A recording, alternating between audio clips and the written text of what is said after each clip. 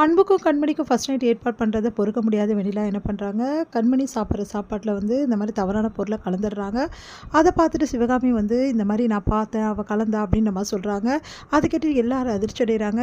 இல்லை இவங்க சொல்கிறது வேணும்னு இப்போ என் மேலே பழி போடுறாங்க, நான் அதெல்லாம் பண்ணலை அப்படின்னு சொல்லிட்டு வெண்ணிலா சொல்கிறாங்க. வேணா அந்த சாப்பாடை சாப்பிட்டு காட்ட சொல்லுங்கள் அப்படின்னு சொல்லிட்டு சிவகாமி சொல்கிறாங்க.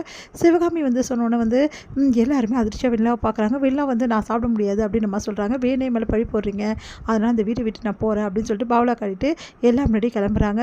இதை பார்த்த கண்மணி வந்து இந்த வீட்டில் வந்து என்னை வந்து இந்த உலகத்தை விட்டு அனுப்புறதுக்காக பிளான் பண்ணிவிட்டு நைஸாக கிளம்ப பார்க்குறியா, உன்னை சும்மாவே விட மாட்டேடி அப்படின்றாங்க. இங்கே பார், கூடி சீக்கிரம் உன்னை இந்த வீட்டை விட்டு அனுப்பிச்சிட்டு அன்போட பொண்டாட்டியா இந்த வீட்டில் நான் வாழ தான் போகிறேன், அது நடக்க தான் போகுது, கூடி சீக்கிரம் நான் கண்டிப்பாக திரும்பி வருவேன் அப்படின்றாங்க வெண்ணிலா. அதையும் பார்க்கலாண்டி, முதல்ல இப்போ இருந்து கிளம்பிடி அப்படின்னு சொல்லிட்டு டென்ஷன் ஆகுறாங்க நம்ம கண்மணி. அடுத்து அப்படியே முறைச்சிட்டு வெண்ணிலாவும் அங்கேருந்து போகிறாங்க.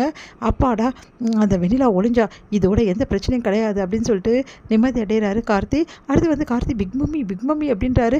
உடனே வந்து என்ன கார்த்திக் அப்படின்னு எழுந்து நிற்கிறீங்க பிக் மம்மி, எல்லாரும் பார்த்துட்டாங்க வேற அப்படின்னோடனே அப்படியே ஐயோ அப்படி சொல்லிட்டு அப்படியே முழிக்கிறாங்க.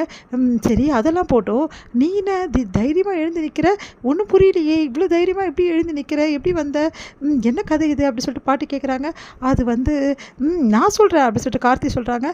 என்னென்னா பிக் மம்மிக்கு என்ன ஆச்சு தெரியுமா, அந்த இந்த மாதிரி அந்த வெண்ணிலா கலந்தது பிக் மம்மி பார்த்துருக்காங்க. ஐயோ நம்ம மருமகளுக்கு எதோ ஆகிடுமோ அப்படின்னு சொல்லிட்டு பயத்திலேயே அவங்க எழுந்து ஓடி வந்திருக்காங்க. அதுக்கப்புறம் பேசியிருக்காங்க, இதை நம்ம பிக் மம்மி நடந்து அப்படின்னோடனே ஆமாம் அப்படின்றாங்க. பார்த்தீங்கல்ல அப்படின்னோடனே எப்படி தன்னோட மருமகளை காப்பாற்றுறதுக்காக எப்படி எழுந்து வந்திருக்காங்க பார்த்தீங்கல்ல அப்படின்றாங்க. அதெல்லாம் கேட்டுட்டு வந்து அப்படியே வந்து சந்தேக பார்வையோடு பார்க்குறாங்க எல்லாருமே. என்ன எல்லோரும் சந்தேகமாக பார்க்குறீங்களா அப்படின்னு. அதெல்லாம் ஒன்றும் இல்லை அப்படின்னு. எனக்கு தான் முன்னாடியே தெரியுமே இவங்க நடக்கிறாங்கன்னு சொல்லிட்டு, நான் சொன்னால் யாராவது நம்புறீங்களா அப்படின்னு சொல்லிட்டு எப்போ போல் ஸ்வேதா கேட்குறாங்க.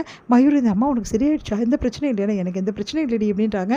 உடனே வந்து கண்மணி வந்து அத்தை நான் கூட கேட்கணும்னு நினச்சேன், உங்களுக்கு சரியாயிடுச்சு, இருக்கு இது போதும் அத்தை அப்படின்னு சொல்லிட்டு அப்படியே வந்து கட்டிக்கிறாங்க.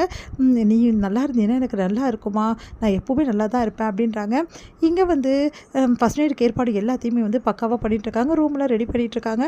இதையெல்லாம் பார்த்து வந்து வெக்கப்படுறாரு நம்ம வந்து அன்பு வெக்கப்படுறதை நிறுத்திட்டே முதல்ல போயிட்டு இந்த ட்ரெடிஷனல் ட்ரெஸ்ஸை போட்டுக்கோ அப்படின்னு சொல்லிட்டு கொடுத்தனுப்புகிறாங்க நம்ம சிவகாமி. அன்பு அந்த ட்ரெஸ்ஸை போய் போட்டுக்கிறாரு. இங்கே வந்து கண்மணிக்கு அலங்காரம்லாம் பண்ணி சூப்பராக டெக்கரேஷன்லாம் பண்ணுறாங்க.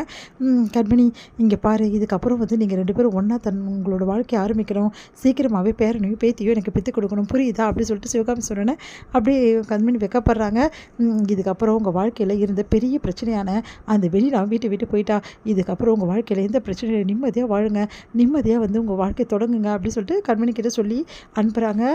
இங்கே பாரு கண்மணி, ஞாபகம் இருக்கட்டும், அன்பு கூட இன்றைக்கி உன் வாழ்க்கையை தொடங்கியே ஆகணும், புரியுதா அப்படின்னோடனே சரிங்க அத்தை, இங்கே பாரு எப்பவும் போல் பேசி தொல்லை பண்ணாமல் சீக்கிரமாக வந்து நடக்க வேண்டிய வேலையை பாருங்கள் அப்படின்னோடனே அத்தை அப்படின்னு சொல்லிட்டு சிரிக்கிறாங்க. நான் கூட்டிகிட்டு போகிறேன் அப்படின்னு சொல்லிட்டு அங்கே வராங்க பவி இன்றைக்கி கொஞ்சம் பூவையும் கொஞ்சம் படத்தையும் நம்ம ரூம்லேயும் போட்டிருக்கேன், அதனால் அப்படின்னோடனே சும்மா இருக்கியாடா அப்படின்னு சொல்லிட்டு போகிறாங்க பவி. அடுத்து வந்து இங்கே வந்து நம்ம அன்பு காத்துட்ருக்காரு. கண்மணி எடுத்து வந்து ரூமில் விடுறாங்க பவி. உடனே பால் சூம் போட்டு கண்மணி வரதை பார்த்து சந்தோஷம் தாங்க முடியல அன்புக்கு. அப்படியே வந்து கண்மணியே பார்க்குறாரு, அன்பும் பார்க்குறாங்க. கண்மணி 2 பேரும் ஒருத்தர் பார்க்குறாங்க. கண்மணி வா கண்மணி அப்படின்னோடனே இந்த காலைல ஆசீர்வாதம் வாங்க பார்க்குறாங்க. கண்மணி என்ன கண்மணி இதெல்லாம் அப்படின்னோடனே நான் ஆசீர்வாதம் பண்ண நல்லா இருக்கணும் அப்படின்னு சொல்கிறாரு. அடுத்து வந்து சரி நீங்கள் இந்த பாலை குடிங்க அப்படின்னோடனே கண்மணி இப்போ தான் கல்யாணம் ஆன மாதிரி இருக்குது கண்மணி, நம்மளுக்கு எவ்வளோ நாளாச்சு கல்யாணம் ஆகி, ஆனால் பாரு நம்ம ஃபஸ்ட் நைட் எப்போ நடக்குதுன்னு அப்படின்னு வெக்கப்படுறாங்க. சரி அம்மா சொன்னதை ஏற்பாடு பண்ணணும்ல, அம்மா என்ன சொன்னாங்க, சீக்கிரமாகவோ ஒரு பேரனோ பேத்தியோ பெற்றுக்கணும்னு சொன்னாங்கல்ல, அதுக்கு ஏற்பாடு பண்ணாமல் இருந்தால் எப்படி அப்படின்னு சொல்லிட்டு அப்படியே ஹக் பண்ணுறாரு. கண்மணி வைக்கப்படுறாங்க. இங்கே வந்து செம்ம டென்ஷனாக இருக்காங்க பாட்டியால் நடந்த விஷயத்தையும் டென்ஷனாக தாங்க முடியல. உடனே ராஜசேகர் வந்து இன்னைக்கு என்னெல்லாம் நடந்ததுமா, என்னம்மா இந்த வெளியில் அர்ஜென்ட் பண்ணிட்டா, அதான்டா எனக்கும் ஒன்றும் புரியல, இந்த வெள்ளை உண்மையிலே இப்படி பண்ணாலா இல்லை உன் பொண்டாட்டி தான் அப்படிலாம் வந்து சொல்கிறாளான்னு புரியலையே, வெளியில் பண்ணக்கூடிய ஆள் தாம்மா அப்படின்னோடனே அதிர்ச்சி அடைகிறாங்க பாட்டி.